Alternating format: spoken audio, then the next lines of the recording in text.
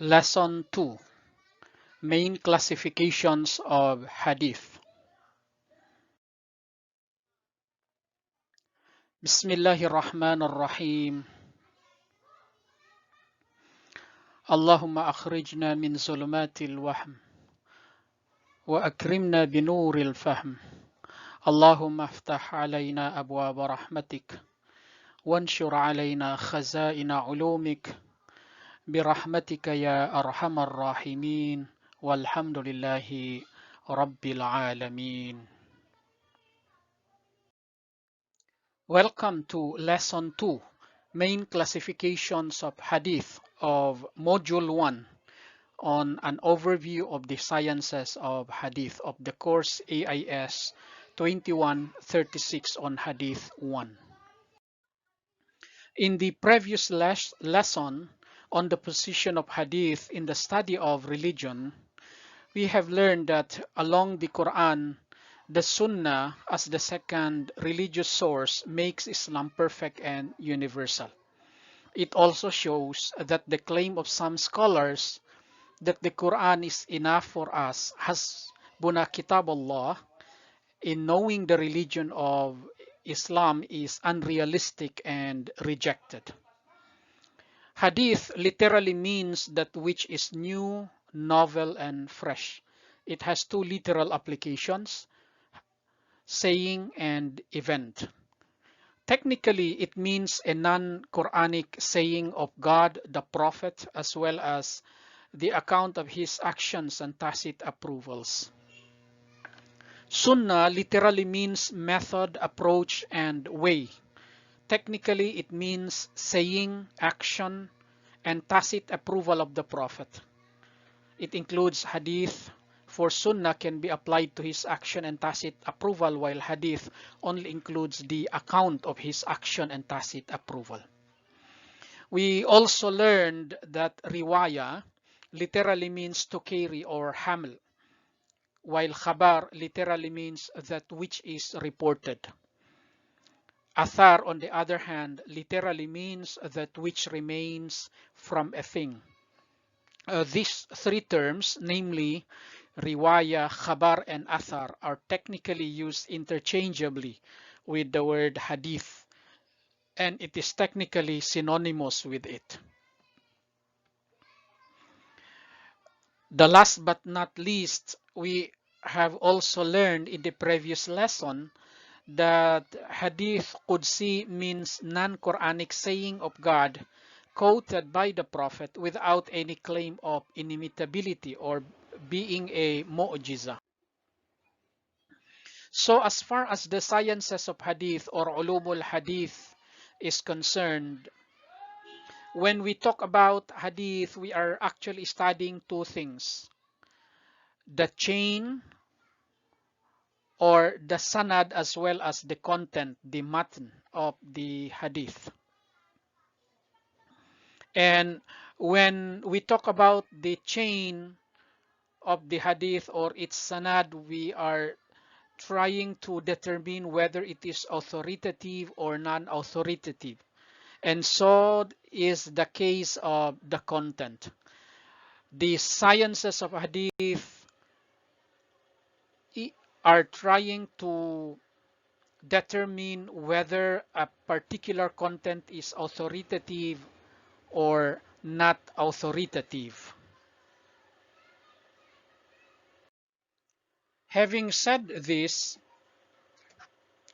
one general classification or way of classifying hadith is on the basis of the number of narrators. So along this line, a hadith could be classified as mutawātir or wāḥid, while mutawātir is generally classified as mutawātir lafzi or mutawātir ma'nawi. Mutawātir lafzi, mutawātir in words, while mutawātir ma'nawi means mutawātir in meaning. And when we talk about wāḥid hadith, it is either sahih, hasan, or da'if.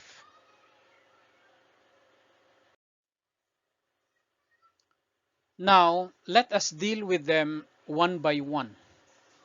Let us first talk about mutawātir. The word mutawātir is derived from the root word tawatur, and it means sequence or succession and successive coming of a thing. And technically, it means a hadith whose narrators in every generation or level of the chain of transmission or sanad are so many that it is generally impossible for them to fabricate it. For example, one hadith is narrated by 70 narrators among the first generation, meaning the eyewitnesses. The seven narrators are people who have actually listened to the Prophet when he was saying a statement or that hadith. And the same hadith was narrated by 170 narrators from among the second generation. It means to say these 70 narrators narrated the same hadith to another set of people in the second generation or among the second generation.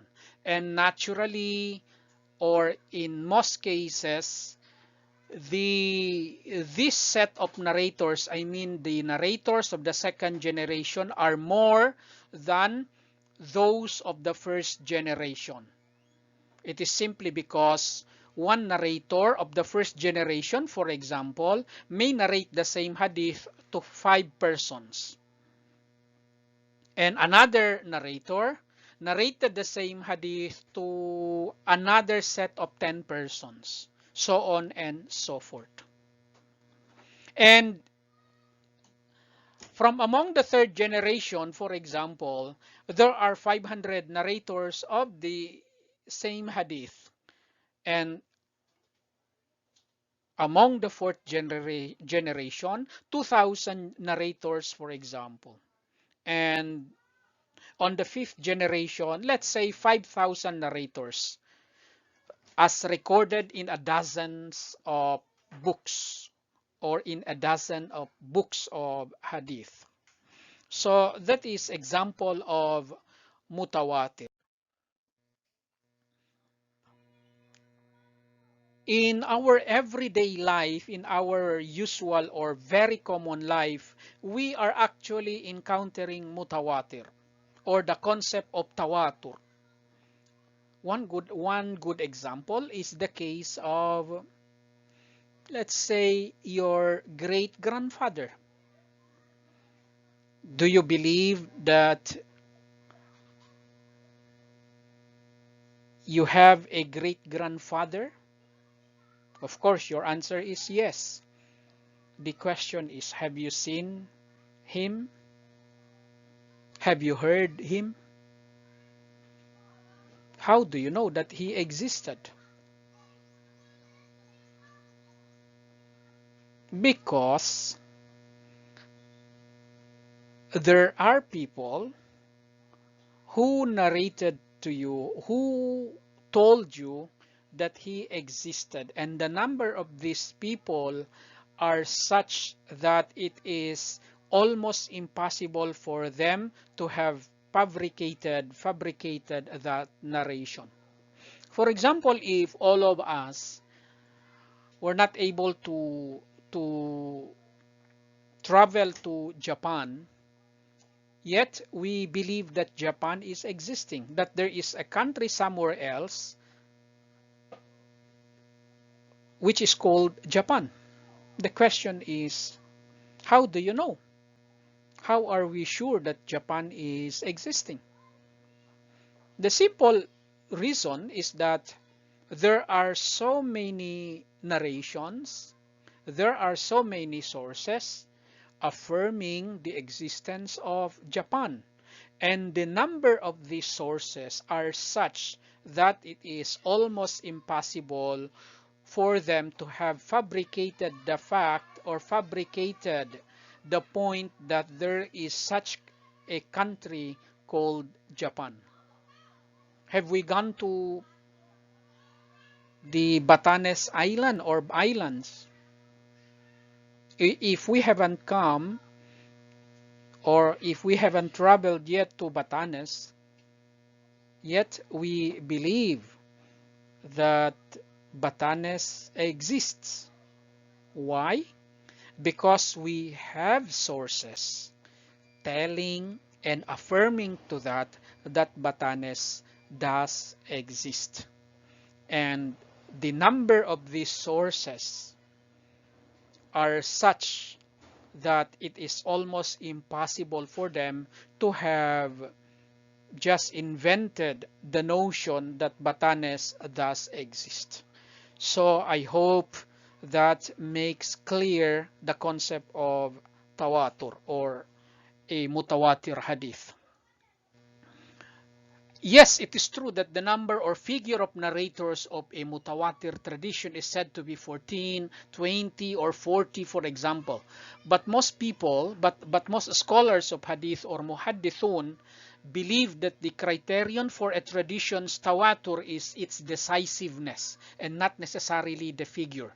And one cannot determine an exact number or figure of the narrators. For example,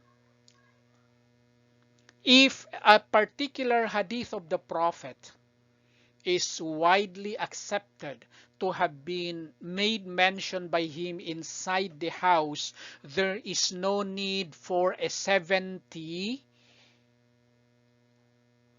group of the companions to hear it. There is no need for 100 companions to hear it, because it is mentioned or it is stated inside a house. But if the hadith of a prophet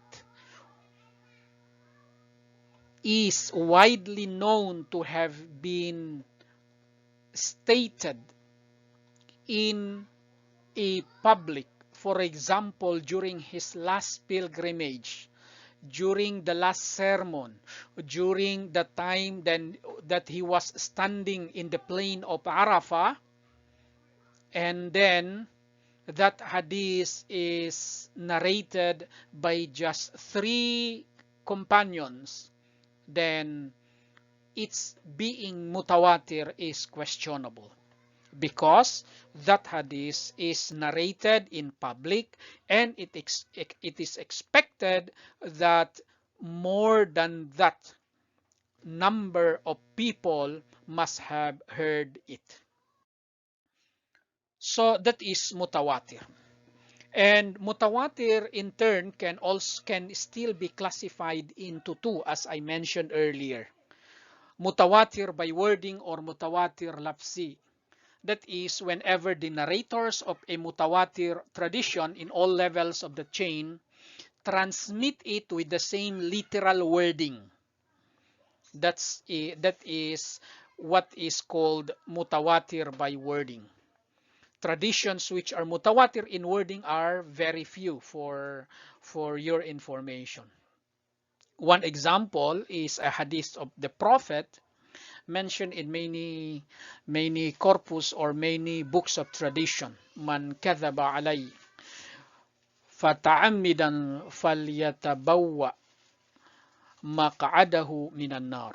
That is, anyone who intentionally attributes a lie to me has indeed prepared a place for him in the hellfire.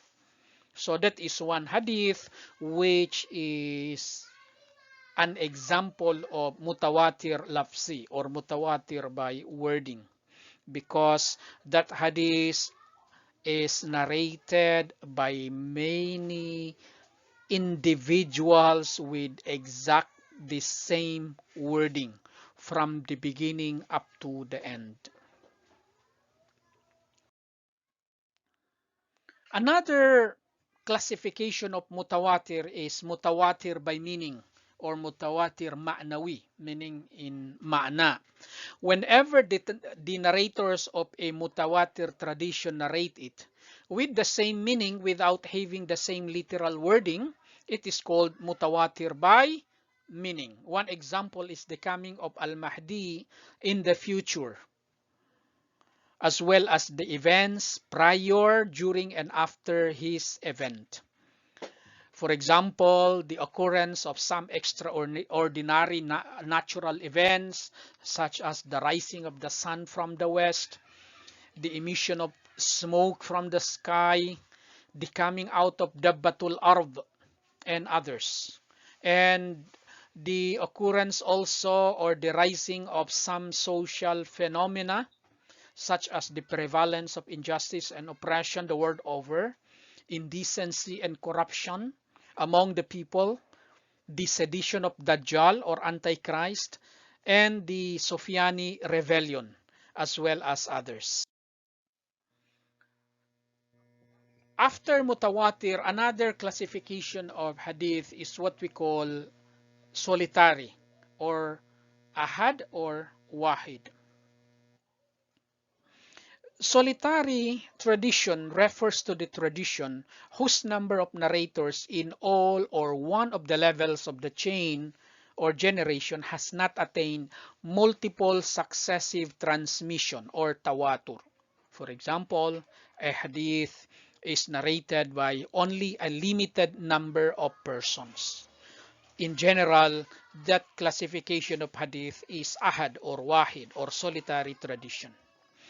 Generally, the traditions that have reached us are solitary, and the hadith classifications and terminologies are an example of this type of tradition. And this solitary tradition is further classified into, one is authentic or sahih. According to the Sunni muhaddithin or muhaddithun, authentic or sahih traditions refers to the tradition that has 3 existential or affirmative conditions and 2 non-existential or negative conditions. What are the affirmative conditions? 1, unbroken chain of transmission or sanad.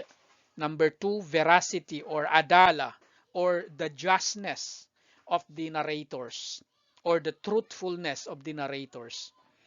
Number 3, retentiveness, adhabit, of the narrators, referring to the strength of their memory. The negative conditions are the tradition not being unusual or shadh. And the other one is that the tradition's lack of defect. One example of defect is notion of illusion or hallucination, which could be detected by an expert in hadith.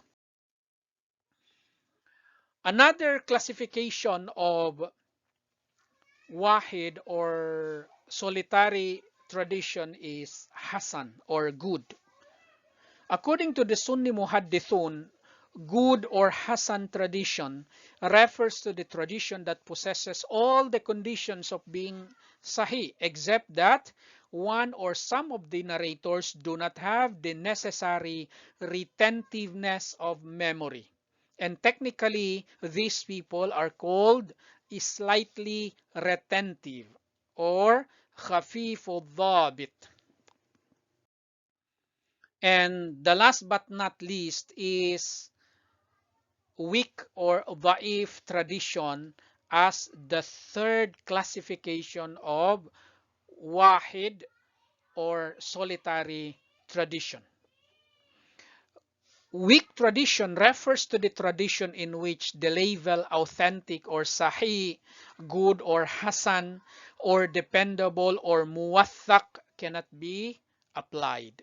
In other words, any tradition whose chain of transmission is broken or its narrators do not possess the attribute of veracity or adala, that is considered weak or da'if.